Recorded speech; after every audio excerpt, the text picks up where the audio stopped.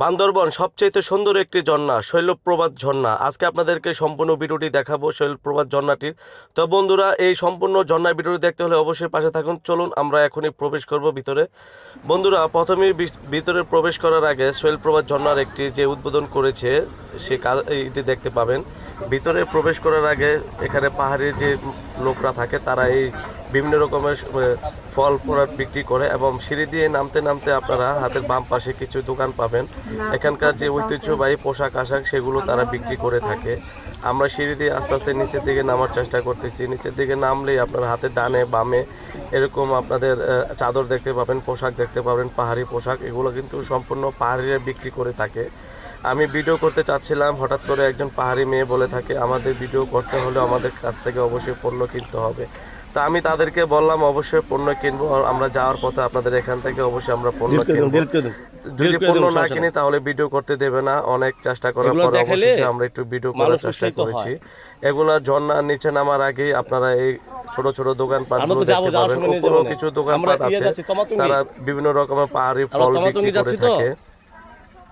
তো বন্ধুরা, এখানে আসলে অবশ্যই আপনারা মোটামুটি রিজনেবল প্রাইজের ভিতরে পোশাক আশাক পেয়ে যাবেন, বিভিন্ন চাদর পেয়ে যাবেন, ব্যাগ পেয়ে যাবেন, আরও অনেক রকমের পোশাক আশাক পাহাড়িদের পেয়ে যাবেন। তো আমরা আস্তে আস্তে অবশ্যই নিচের দিকে নামার চেষ্টা করছি। নিচের দিকে নামার আগে খুব সুন্দর একটি ছাউনি আছে, এখানে বসে আপনারা সম্পূর্ণ ছবি বা ভিডিও করতে পারবেন, আর এখানে হলো আপনাদের ভিউটা ক্যাপচার করতে পারবেন। এইটা সম্পূর্ণ সরকারিভাবে এগুলা সব কিছু করানো হয়েছে, যাতে এখানকার যে পর্যটনরা আসে এখানে দাঁড়িয়ে সম্পূর্ণ ভিউটা উপভোগ করতে পারে। তা আপনারা অবশ্যই এখানে আসলে এখান থেকে আপনারা সুন্দরভাবে ঝর্ণাটি দেখতে পারবেন। যারা গোসল করার ইচ্ছা থাকে অবশ্যই নিচে নেমে ঝর্ণাতে আপনারা গোসল করতে পারবেন। আর কেউ যদি ভাবেন যে আমরা না নিচে ঝর্ণাতে নামবো না, এখানে দাঁড়িয়ে আমরা ঝর্ণাটি উপভোগ করব, তাও আপনারা পারতে পারেন। এই সিঁড়ি দিয়ে আস্তে আস্তে নিচে বেয়ে নামতে হয়, অনেক খাড়া একটি সিঁড়ি, আপনারা অবশ্যই খুব সাবধানে নামার চেষ্টা করবেন। আমি আস্তে আস্তে নিচে নামার চেষ্টা করতেছি, ঝর্ণাটির দিকে যাচ্ছি আস্তে আস্তে।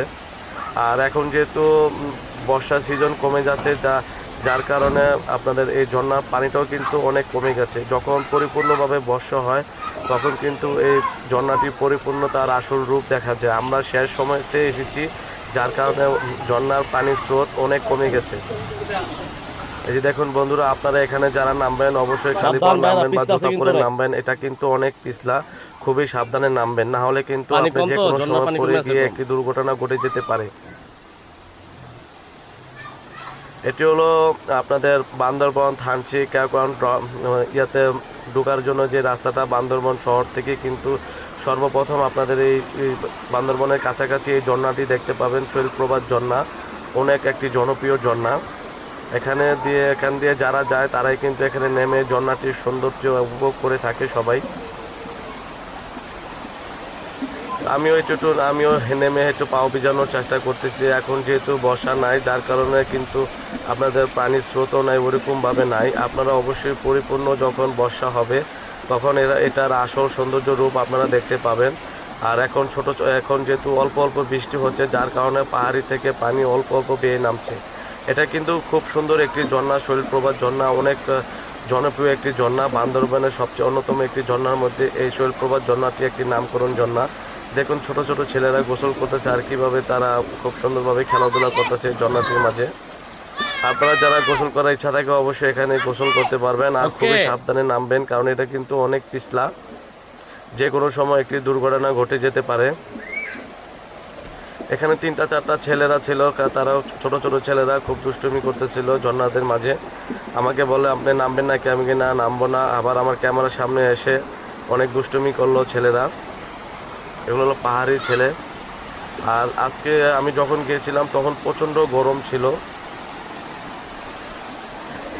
যা অবস্থা পুরাই ভয়াবহ ছিল। আর এখন দেখেন বন্ধুরা, এই ঝর্ণাটি কিন্তু পানি দিন দিন অনেক পানি কমে গিয়েছে। বন্ধুরা চলুন। বন্ধুরা, আমরা এখন যে ঝর্ণাটিতে আছি এটা হলো বান্দরবন শৈলপ্রপাত ঝর্ণা। এখানে প্রচুর যখন বৃষ্টি হয় তখন এই ঝর্ণাটা অপরূপ সৌন্দর্য ফুটে ওঠে।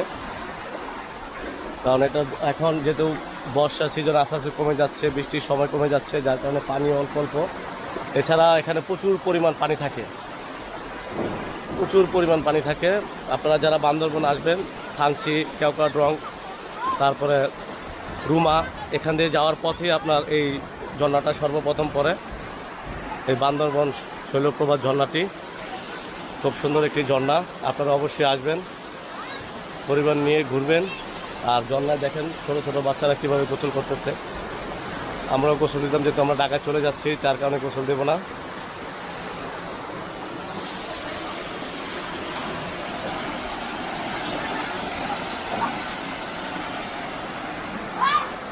আসো আসো আসো, এই খোকা ছেলেরা। খুব সুন্দর, খুবই ভালো লাগতেছে বাচ্চাদের।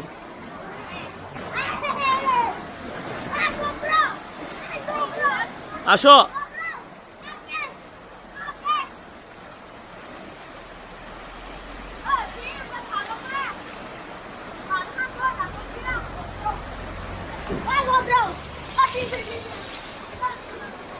দেখেন ওই কিভাবে চলে গেল, কি প্রতিভা।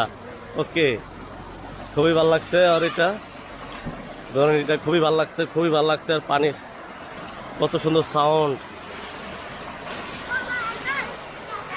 হ্যাঁ হ্যাঁ, না যাবো না, বলতেছি পিছলা আছে।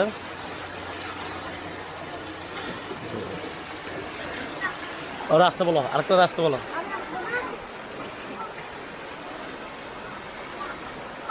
বাচ্চারা কত সুন্দর গোসল দিতেছে, খুবই ভালো লাগতেছে বন্ধুরা, খুবই ভালো লাগতেছে। এরকম অপরূপ সৌন্দর্য দেখে কার না ভালো লাগে।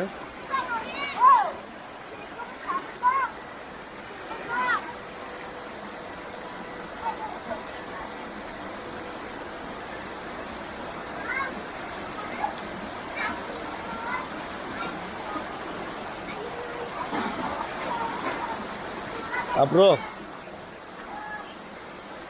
বান্দরবন